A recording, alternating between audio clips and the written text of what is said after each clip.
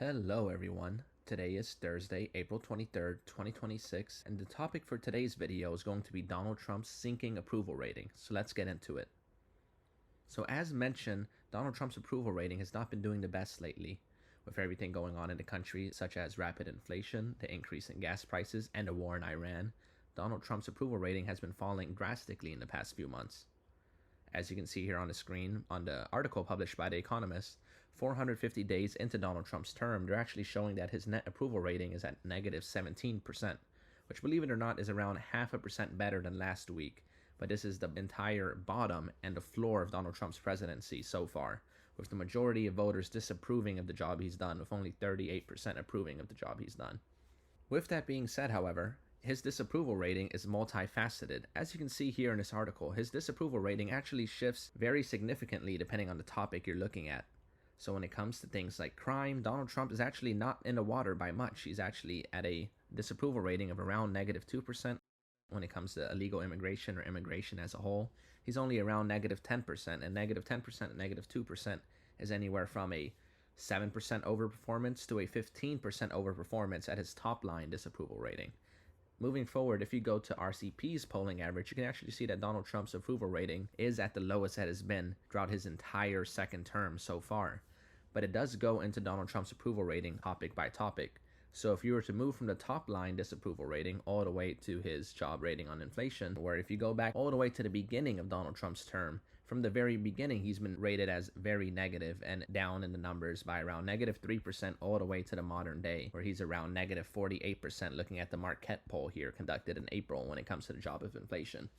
Now, a lot of voters of Donald Trump anticipated that when Trump was on the campaign trail, promising that he was going to lower inflation and lower the prices of everyday goods, that it was going to be a night and day difference by the time he got elected into office. However, as we can see with things going on in the world, such as the war with Iran, and gas prices increasing, virtually the cost of all goods in the United States is either remaining the same or going up slowly or drastically across the United States. So a lot of consumers are very mad and feel as though that they voted for something that didn't end up happening. A lot of these consumers actually anticipated the prices to go down, where if you look at the years of 2021 through 2024, you can actually see that during the Biden years, we had year-over-year inflation from anywhere from 3.5% all the way to 8.5% year-over-year for an entire administration under Joe Biden. And a lot of voters think that Donald Trump would have been coming in here on day one and reversing cumulatively 28% or more in inflation that's happened over the past 4 years. But realistically, that's impossible. There is no modern Western economy where deflation is the actual standard and has helped lower prices overall in a rapid amount of time. And there's a lot of arguments to say that deflation is even worse for the economy than inflation. However, Donald Trump has not been doing the best job either at lowering the rate of inflation, which is what he actually promised. When it comes to lowering the rate of inflation because of the war in Iran and the increase of oil prices and gas prices, the cost of virtually all everyday goods has either remained high or have actually began going up. Now, moving over to the next policy issue that Trump has actually been doing good when it comes to his approval rating on crime. So as you can see here, Donald Trump's current approval rating on crime is only 4.3%, which 4.3% in a negative is bad, but it's not anywhere near as bad as negative 17%. So it actually shows on this specific issue, he's overperforming his overall approval rating by around 17 points. So it kind of shows the parity when it comes to Trump voters and approvers in the United States, where it shows that they may disagree on some of Trump's policies, but when it comes to other policies like crime, that's something that they can actually negotiate and argue over and say that, well, I think Trump has been doing a good job on crime, or that maybe he's doing a bad job but could improve on crime. Considering this is a 12% overperformance on his top line approval rating, this is actually one of Trump's strongest policy points he's had this administration. If you go back into the earlier polls, you can see that when Trump was first elected, this was one of his most popular points, where he was anywhere between plus 11, plus 12, plus 13, and negative 2 in the approval rating for his job stances on crime.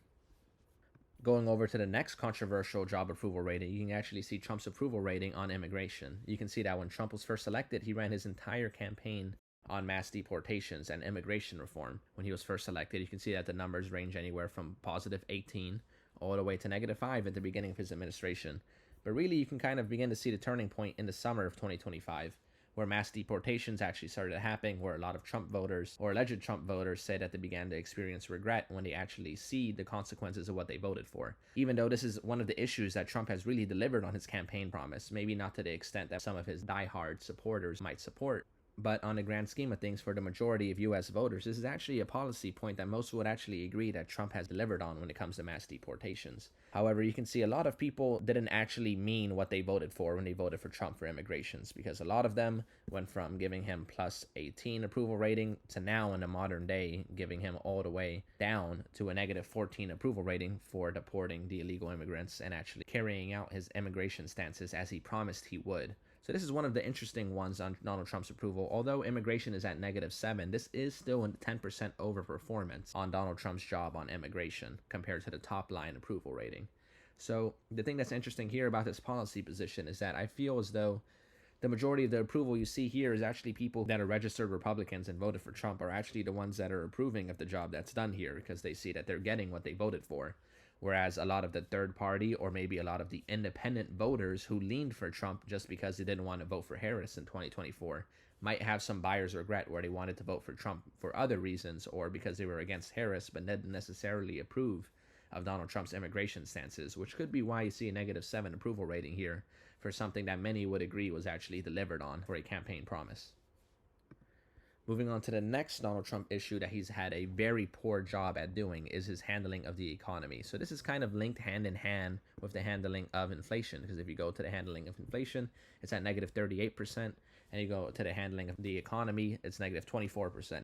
The economy could be tied to things like employment and unemployment rates, job markets, categories of job losses and job creations, manufacturing, tariffs, and things along those lines, where Donald Trump might have some instances in the economy that aren't doing as bad, such as the unemployment rate versus the employment rate, but other instances of the economy, specifically inflation, as we previously mentioned, where he's doing extremely poorly and it's really dragging down the overall approval on the economy. So you can see that his approval on the economy here is at -24%. And this is really kind of flipped from the first few weeks of when he was elected, because when he was elected for the first few weeks, there was a few polls showing some optimism that Trump might be able to fix the economy overnight in the first few weeks. And you can see these in these polls showing +6, +12, +1, +4. But you can really see after the first month, Donald Trump's just been getting hammered on his approval on the economy, all the way up until most recently where he's sitting at a -24. And -24 is actually underperforming his top line disapproval by 7 points, showing that this is one of the issues that voters are very, very disappointed in Trump on. Now, what's the point of looking at Donald Trump's approval rating? An approval rating is just a metric of how many people that are in the United States approve of the job that the president is doing. This isn't necessarily going to be tied one-to-one to any election. You can see that if you actually go back to President Biden's approval rating, that his approval rating started off very high at the beginning of 2021 when he was inaugurated, all the way at a nearly +20% approval rating. But after the withdrawal from Afghanistan and that entire disaster that the Biden administration had to go through, you can really see that his approval rating never really recovered and ended up reaching one of its worst points in the summer of 2022. And Joe Biden is one of the presidents where you can see his approval rating got worse every single year that voters had to deal with him and that he was in office. Where in the first year he had a +4 approval rating, went down to -13 to around -12, ending off of around -16 points. But one of the major dips in President Biden's approval rating was in the summer of 2022 because of his handling of the economy at the time. And in some parts, this was tied with the Russian invasion of Ukraine, where you can actually see that President Biden's approval rating was actually tied 1-to-1 with the US gas prices in the year of 2022. Joe Biden's second year in office, that when it began to reach the summer, that the prices of gas were skyrocketing immensely, where February it was around $3.50 per gallon, and all the way from March, April, May, June, July, August, September, November, December would be the next time that gas prices actually reach below $3.50 at the gas pump for President Biden. But you can see here that his approval rating actually peaked at its worst when the gas prices were the worst in the middle of the summer in June and July. And you can actually see that matched here. In June, when gas was over $5 a gallon at the national average, President Biden's approval rating was nearly at -20. But slowly, as time drew closer to the midterm elections, President Biden was able to recover his approval rating close enough to November, where he actually improved his rating by around 10 entire percentage points the week or two before the midterms, that Democrats were actually able to recover and withstand a lot of their Senate seats and actually gain seats in the Senate and recover some seats in the House during the 2022 midterm elections, where Republicans thought they were initially going to have a red wave. So this is actually one very interesting example, because President Biden entered one of the worst moments of his administration toward the summer of the midterm elections, right before the midterm elections when he was averaging -20. And if you look at Donald Trump's approval rating, right now he's entering the summer in the next few months. He's entering his worst approval rating he's had thus far in the second administration. So we can actually see an instance where we might actually see a mirrored effect here, where President Biden, he had his worst valley throughout the summer of 2022, and Donald Trump might have his worst valley here in the summer of 2026. And if things were to play out symmetrically like how they did for Joe Biden, this is just a hypothetical. Obviously, I can't predict the future, so I'm not saying that this would happen. But if Biden was at -20 and was able to recover 10 points right before the midterms because of gas prices, if Donald Trump is able to recover the gas prices and end the war with Iran, and the gas prices nationally were to drop below $3.50 or maybe drop below $3 a gallon again under Donald Trump, you can actually see his approval rating, especially in things like the economy and inflation, improving over time. So that's just one of the interesting facts I wanted to point out.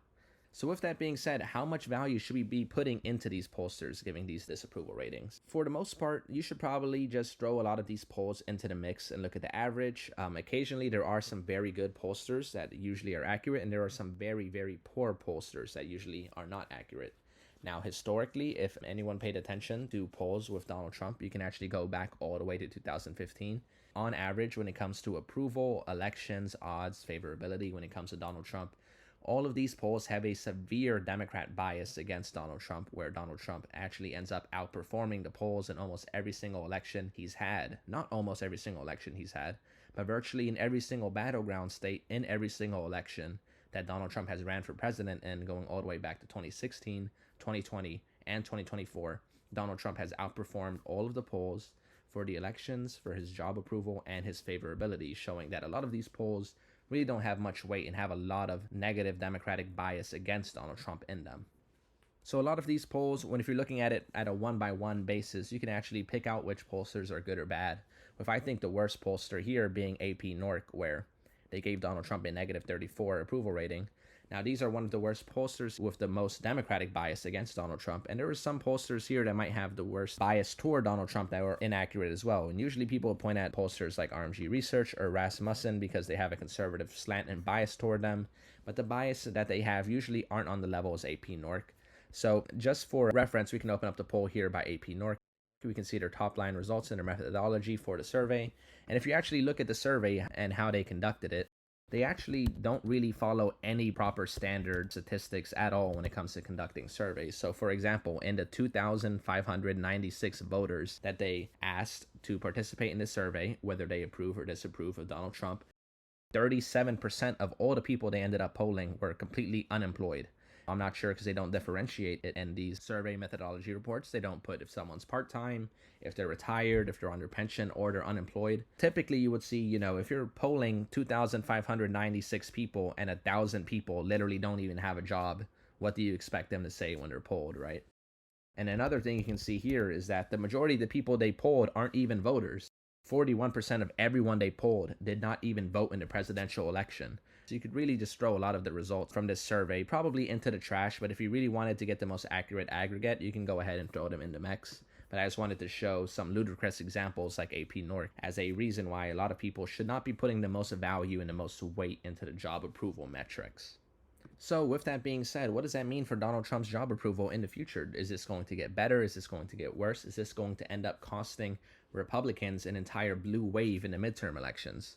And what evidence do we have to make this prediction or this projection?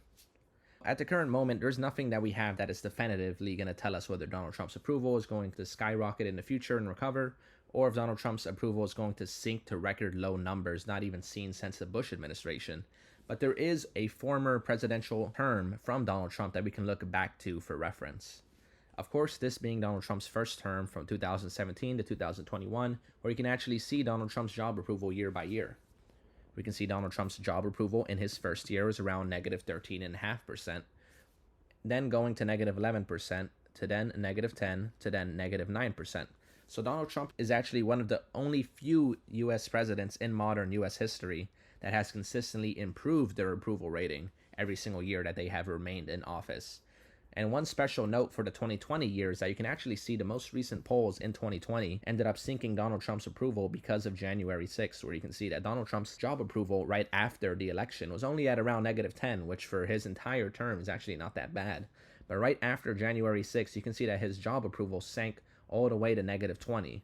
So you can see here in this 2020 approval rate where he was at -9, it's actually closer to around -8% that Donald Trump ended up ending his 2020 to 2021 year with, if it wasn't for January 6th and the approval rating directly after the certification of the election.